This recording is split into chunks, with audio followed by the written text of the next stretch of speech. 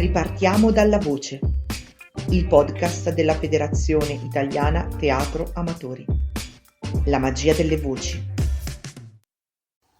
Durante l'arco della nostra vita percorriamo strade che ci portano a situazioni inaspettate, senza che noi ce ne rendiamo conto. Come l'amore, che va, che viene. O per un motivo o per un altro, il destino ci allontana da persone che credevamo che fossero per sempre. E invece no. Nulla è per sempre se non lo vogliamo noi. Quando vivi in un posto meraviglioso, tra il sole, il mare, il divertimento e tante persone che giungono da ogni parte del mondo, sciogli quell'iceberg ibernato dentro di te. E in quel momento non pensi più al passato, ma vivi il presente per scrivere il futuro.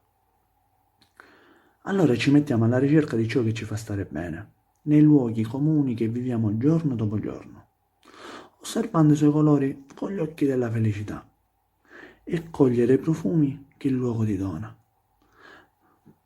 con un sapore diverso dal solito, da non immaginarti mai e poi mai che fossero così straordinari da farti stare bene. E proprio quando sei alla ricerca, la vita ti fa scoprire ciò che non avresti mai aspettato, l'amore per se stessi e per gli altri.